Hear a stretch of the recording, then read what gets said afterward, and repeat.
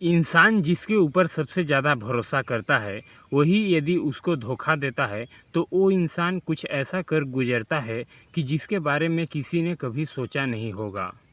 आज की कहानी में भी सेम कुछ ऐसा ही है। दो लोगों की गलतियों की वजह से 10-10 बच्चे अनाथ की ज़िंदगी जीने के लिए मजबूर हो जाते हैं। नमस्कार, मैं संतोष कुमार। संतोष क्राइम सफ़र में आप सभी का स्वागत है। यदि आप लोग नए हैं तो हमारे चैनल को सब्सक्राइब ज़रूर कर लेना, जिससे हमारा भी हौसला बुलंद होता चले। आज की जो सच्ची घटना मैं सुना रहा हूँ, यह है उत्तर प्रदेश की। उत्तर प्रदेश का एक ज़िला लगता है पराबंकी। पराबंकी के अंतर्गत एक जगह लगता है असंदरा। असंदरा थाने के अंतर्गत एक गांव आता है मल्लूपुर मजरे, और इसी मल्लूपुर मजरे का रहने वाला है एक व्यक्ति जिसका नाम है अजय कुमार शुक्ला। उसकी उम्र है लगभग 40 साल। अजय कुमार शुक्ला की एक पत्नी जिनका नाम है संतोषी, उनकी उम्र है 36 साल। इनके कुल 5 बच्चे हैं। अजय जो कि एक ऑटो रिक्शा चलाता है और बड़ी मुश्किल से अपने परिवार का गुजर बसर करता है। बात कर रहा हूँ मैं 17 दिसंबर 2023 की सुबह करीब 11 बजे के आसपास। अजय जब अपनी बाइक लेकर के बाहर निकलता है, गलती से अपना मोबाइल घर पर ही छोड़ देता है और देर रात तक वो अपने घर वापस नहीं आता है। तो इधर अजय की पत्नी संतोषी को अजय की चिंता सताने लगती है। फिर संतोषी अपने रिश्तेदारों में जहाँ जहाँ का नंबर उसके मोबाइल में था, सभी के पास फ़ोन लगा करके पूछती है, पर इसके बावजूद भी कहीं पर भी उसके पति का रता पता नहीं चलता है। देखते देखते पूरी रात गुजर जाती है। अगले सुबह भी कोई पता रता नहीं चलता है। फिर अगले दिन जब सुबह होती है, फिर भी उसके पति अजय का कोई पता नहीं चलता है। तो संतोषी और उसके बच्चों का रो रो कर बुरा हाल हो जाता है। फिर संतोषी 18 दिसंबर को असंदरा थाने में जाती है और अपने पति के नाम से गुमशुदगी का रिपोर्ट दर्ज करा देती है। पुलिस जब संतोषी से पूछताछ करती है तो संतोषी बताती है कि हमारे पति जब घर से निकले थे तो ये बता कर के गए थे कि हम मस्तान बाबा के पास जा रहे हैं।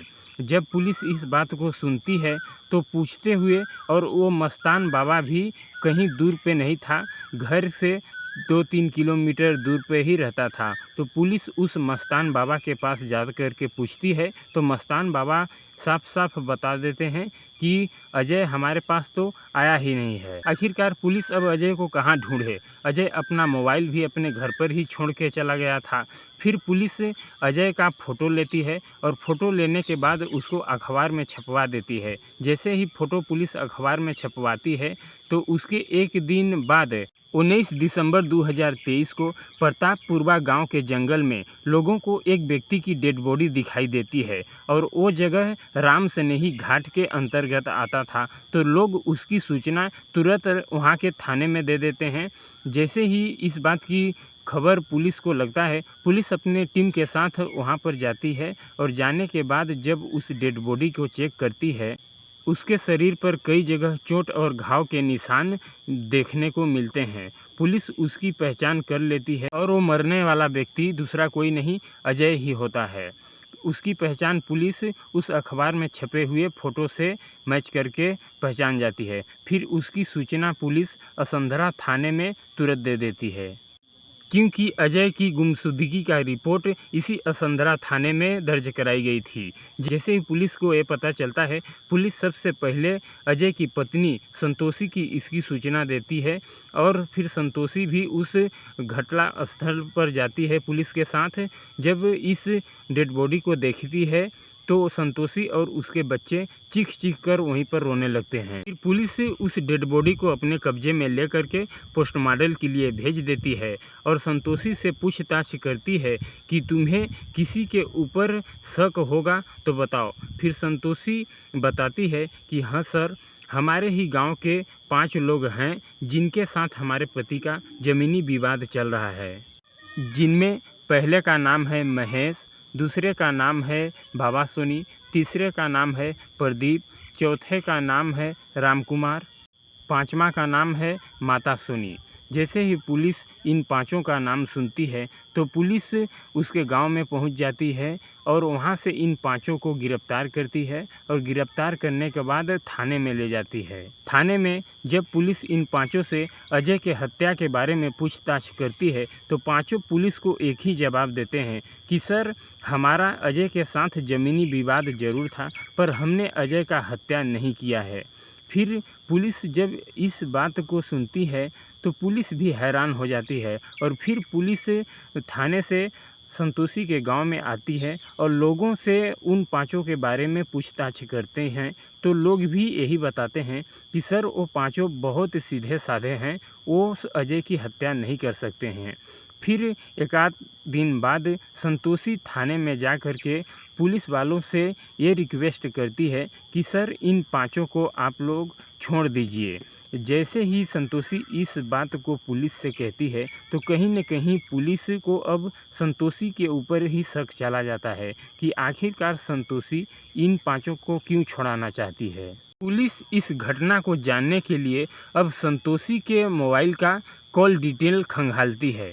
तो कॉल डिटेल खंगालने के बाद पुलिस को आखिरकार एक ऐसा नंबर मिल जाता है जिससे कि संतोषी पिछले कई महीनों से बात कर रही होती है। जिस दिन संतोषी के पति अजय घर से लापता हुआ था, उस दिन भी संतोषी उस नंबर से बात की थी। जब पुलिस उस नंबर की कॉल डिटेल निकलवाती है तो पुलिस को ये पता चलता है कि वो नंबर नीरज विश्वकर्मा के नाम से रजिस्टर्ड है। नीरज, जिसकी उम्र है लगभग 36 साल, जो कि मोहम्मदपुर बाज़ार में अपना एक मोबाइल का शॉप चलाता है। जैसे ही पुलिस को इस तरह की खबर मिलती है, पुलिस तुरंत नीरज के घर चली जाती है और घर पर जाने के बाद जब पूछताछ करती है तो ये पता चलता है कि नीरज कई दिनों से अपना घर छोड़ करके फरार हो गया है।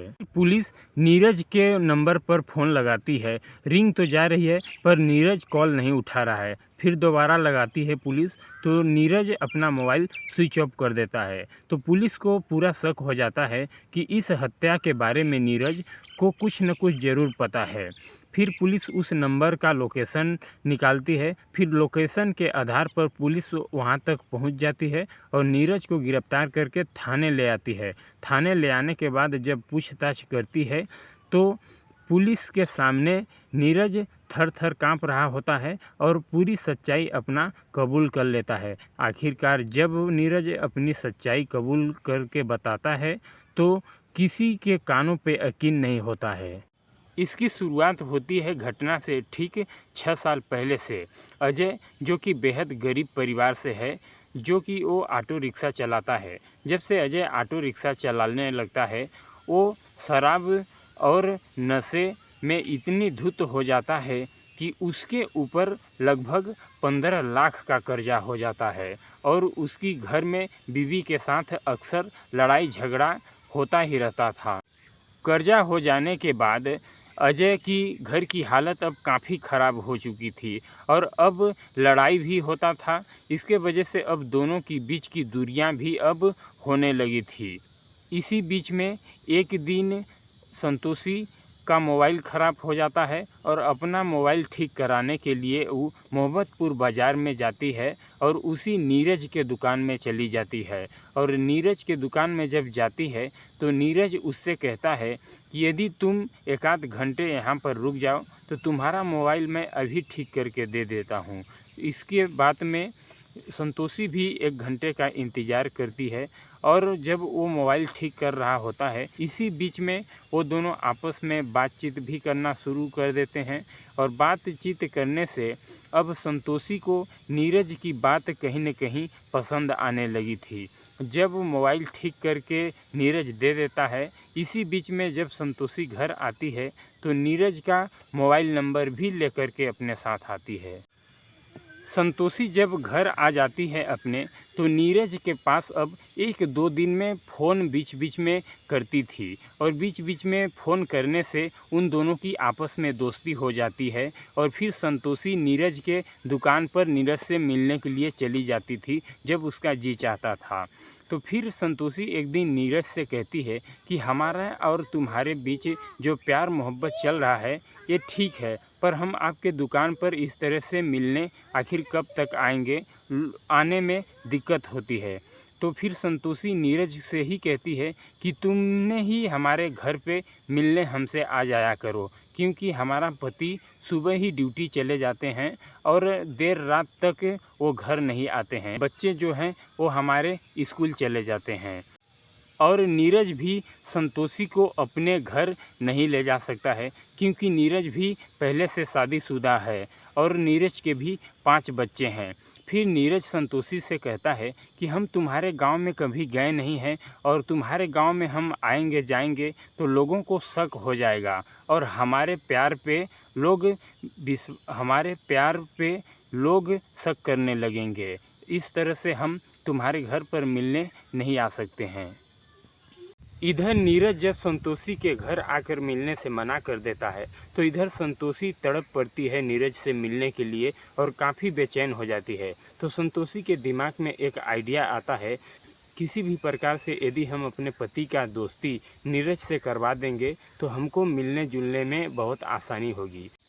फिर संतोषी एक दिन अपना मोबाइल जानबूझकर तोड़ देती है और अजय की कहती है कि तुम मोहम्मदपुर बाज़ार में जाओ, हमारा मोबाइल लेकर के नीरज के दुकान में चले जाना, वो ठीक कर देंगे। और अजय भी संतोषी के बात में आ जाता है और मोबाइल लेके मोहम्मदपुर बाज़ार में चला जाता है। इधर संतोषी नीरज के पास फ़ोन करके कह देती है कि हमारे पति अजय जा रहे हैं आपके दुकान में, उनको आप बहला फुसला कर किसी भी प्रकार से उनसे दोस्ती कर लेना, जिससे कि हमको मिलने जुलने में आसानी होगी। और ठीक ऐसा ही होता है। उधर नीरज भी काफ़ी अच्छे बातों में बहला फुसला कर अजय से दोस्ती कर लेता है। अजय जब मोबाइल ठीक करा करके अपने घर आता है तो उधर फिर नीरज भी शाम को अपना दुकान बंद करके एक शराब का बोतल लेकर के अजय के घर आता है।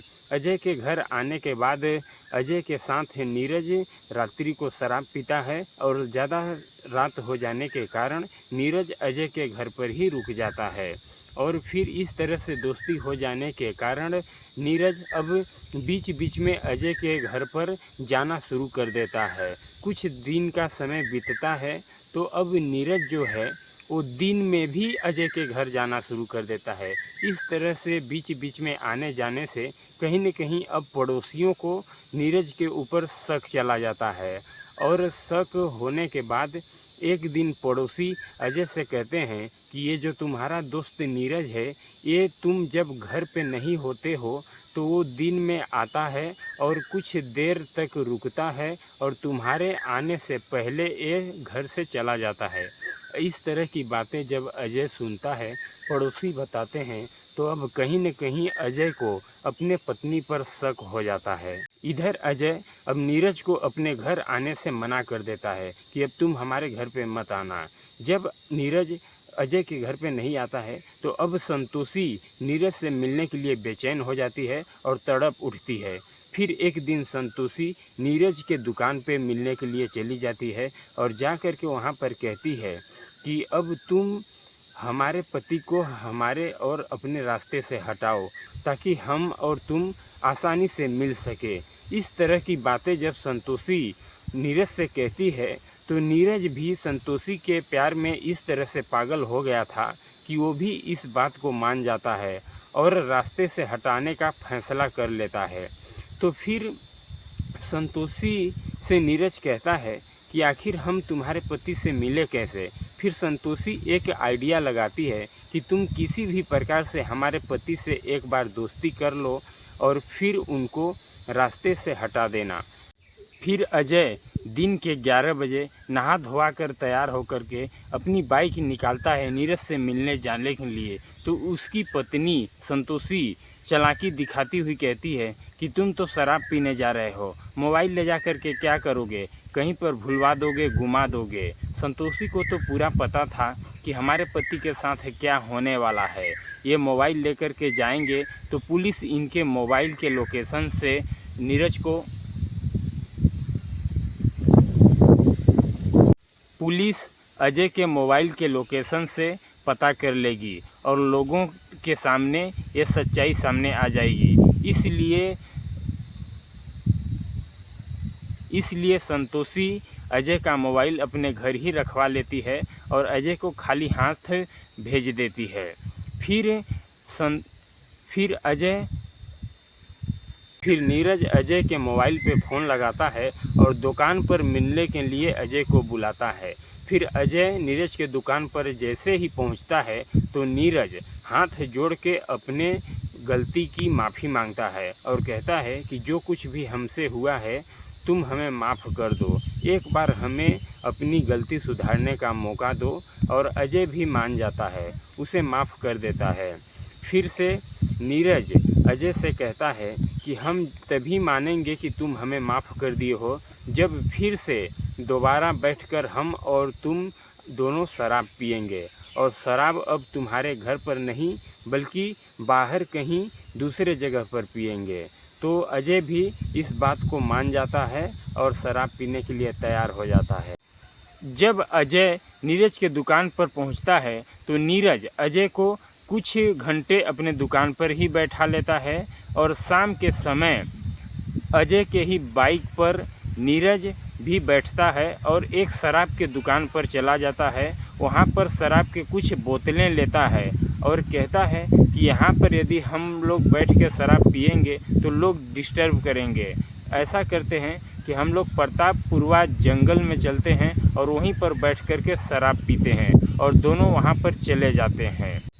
बाइक पर जाते समय नीरज बाइक पे पीछे बैठा हुआ था और अजय बाइक चला रहा था। जैसे ही जंगल की ओर जाते हैं, करीब शाम के 7-8 बज चुके थे और नीरज जब जंगल में चला जाता है अजय को लेकर के, तो बाइक पर पीछे से हेलमेट हाथों में लिया हुआ था और नीरज उसके अजय के सिर पे अच्छा जोर का वार करता है, जिससे कि अजय बेहोश हो जाता है और गिर पड़ता है।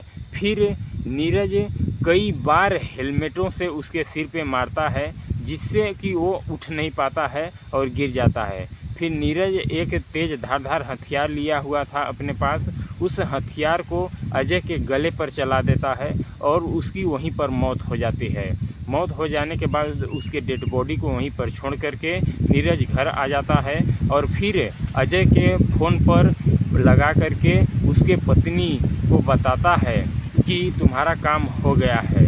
जब इस तरह की बातें नीरज पुलिस को बताता है तो पुलिस भी इस बात को सुन करके हैरान हो जाती है और नीरज के ही बताए हुए पर नीरज को अजय की पत्नी संतोषी को गिरफ्तार करके दोनों को अंडर कस्टडी में लेकर के जेल भेज देती है। इस तरह का घटनाक्रम सुनाने का उद्देश्य दोस्तों मेरा किसी को ठेस पहुंचाना, परेशान करना नहीं है, बल्कि आप लोगों को जागरूक करना है कि देश दुनिया में इस तरह की घटनाएं घट रही हैं।